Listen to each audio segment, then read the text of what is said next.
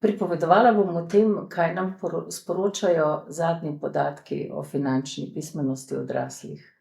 Najprej bi se rada posvetila pravzaprav tem spoznanjem, ki smo jih pridobili v naših analizah, v katerih smo pravzaprav prečesali področje finančne pismenosti, vsaj področje finančne pismenosti odraslih. Kaj smo ugotovili, ko smo analizirali tako obstoječo ponudbo izobraževalnih programov za finančno pismenost, kolikor jih v Sloveniji je, oziroma preanalizirali raziskave na tem področju.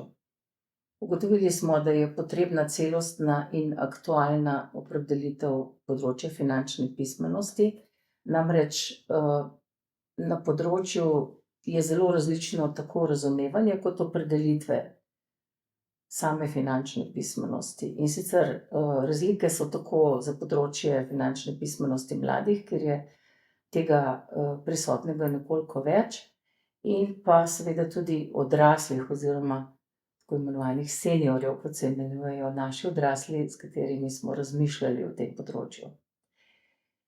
Potem smo ugotovili, da seveda so zdaj v zadnjih letih logično nastale nove potrebe po finančni pismenosti, razvoj kriptovalut, spremenjene ponudbe na bankah, na zavarovalnicah in pa predvsem ta nova situacija z negotovo socialno varnostjo v starosti je ena velika sprememba in pa morda tudi vpliv interneta oziroma zlorab, prevar, spletnega poslovanja, ki seveda vpliva na to, da ljudje pravzaprav vstopajo v finančni svet ali pa v finančno pokrajino premalo pripravljeni. Tretja naša ugotovitev je, da odrasli pravzaprav niso bili deležni sistematičnega izobraževanja na področju finančne pismenosti. Kar pomeni, da so na neki način prikrajšani za neko osnovno finančno pismenost. Seveda, tukaj smo naleteli še na dodatno dejstvo, na dodaten problem, da ni dovolj usposobljenih učiteljev in izobraževalcev. In pa sploh dejstvo, da ni dovolj splošnih izobraževalnih programov za odrasle, ki bi pa želeli nekje nadoknaditi to znanje in ga pridobiti. Seveda pa ne smemo reči, da v bistvu te ponudbe že ni, da ne obstaja raznolika ponudba na področju finančne pismenosti, torej izobraževanj z različnih vidikov, ki sodijo v finančno pismenost, ki so jih razvijale tako recimo omrežja izobraževalnih organizacij nekatere, kot recimo Nacionalna univerzitetna knjižnica, razna zasebna podjetja in pa seveda za otroke oziroma mladino poteka kar intenzivna dejavnost na tem področju, kjer se različni izvajalci ukvarjajo s poučevanjem mladine.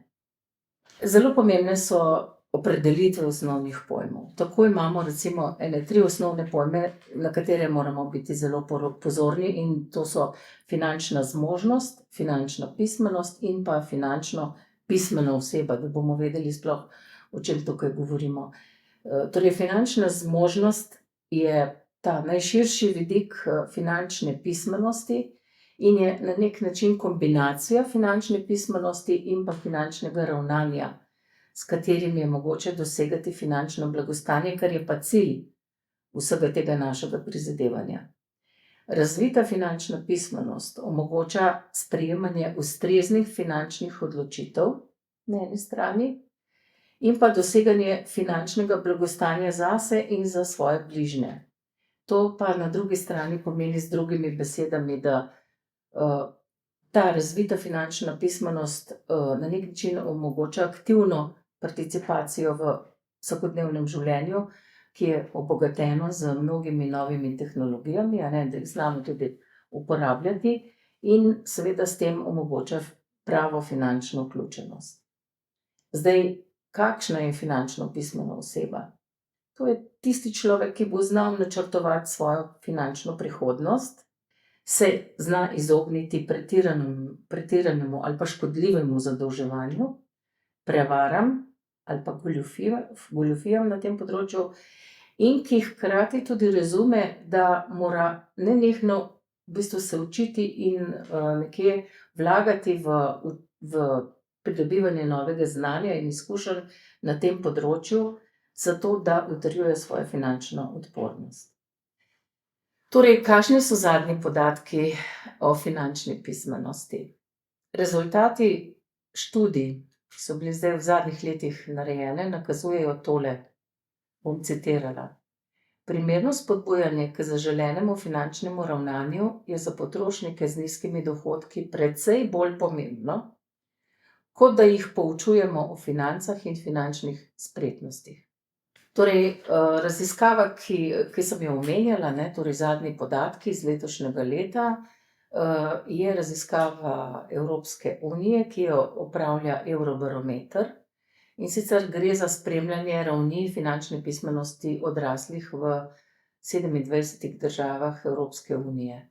Vzorec so bili pa državljani od 18. leta starosti, državljani Evropske unije. Zajetih je bilo skupaj več kot 26,000 respondentov, to je približno 1000 na državo.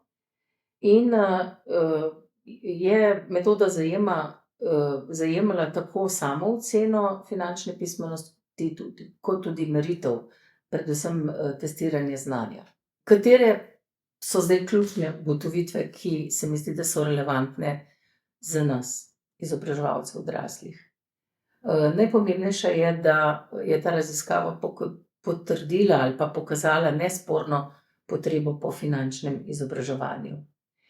Zlasti pa določenih skupin prebivalcev Evropske unije, kot so recimo ženske, predvsem starejše ženske, mlajši, torej mladi, ki šele vstopajo v svet dela, recimo skupin ljudi z nižjimi dohodki, ki imajo ponavadi, seveda, kot vemo, tudi nižjo izobrazbo, torej manj znanja, in pa ljudi z nižjo stopnjo splošne izobrazbe, ki so nekje na robu družbe, ki so izrinjeni iz nekako splošnih dejavnosti družbe.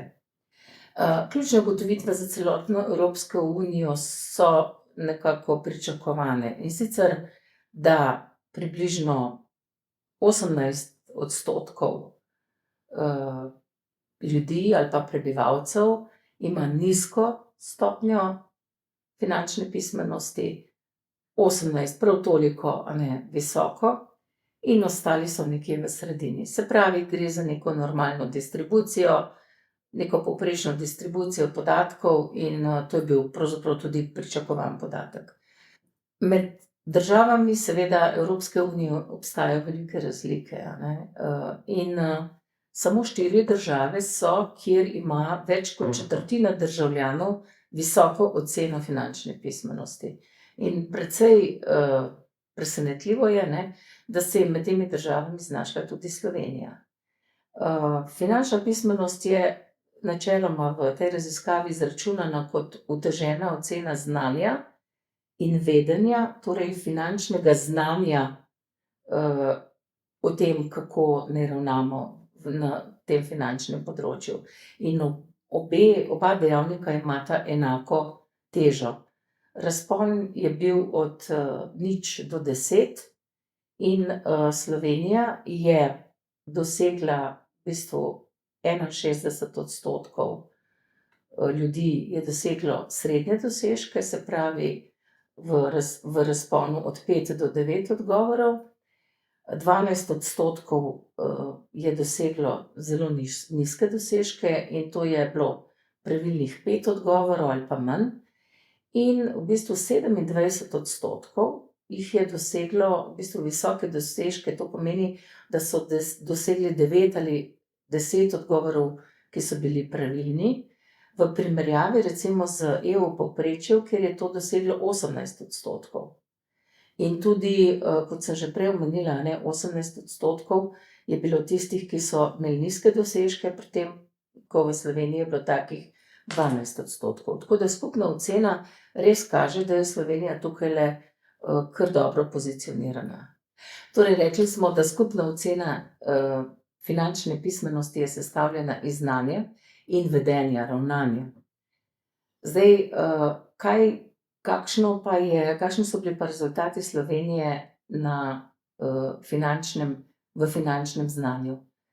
Najprej si poglejmo, kakšni so bili rezultati za celotno Evropo oziroma za celotno raziskavo. In sicer 66% jih je, torej udeleženih je pravilno povezovalo višje donose z večjimi naložbenimi tveganji, ne, se pravi, da dobro razumejo to področje finančne pismenosti. 65% jih je razumelo vpliv inflacije in njene posledice ali pa možne posledice na kupno moč. 56%, to je pa že kar bistveno manj, a ne, jih pa je vedelo, da je vlaganje v raznovrstna podjetja manj tvegano kot vlaganje v eno samo podjetje. Se pravi, da tega principa ali pa te zakonitosti pozna komaj polovica pravzaprav Evropejcev, nekoliko več kot polovica. Še slabši rezultati so pa recimo glede obrestnega računa, in sicer 45%, samo 45% Evropejcev dobro razume princip obresti. Kljub temu, da je ta princip ali pa ta koncept za upravljanje financ, kot vemo, v bistvu zelo pomemben in je zelo pomemben za doseganje dolgoročnih ciljev varčevanja. In tule že vidimo, zakaj pravzaprav lahko govorimo o potrebi po izobraževanju za finančno pismenost odraslih.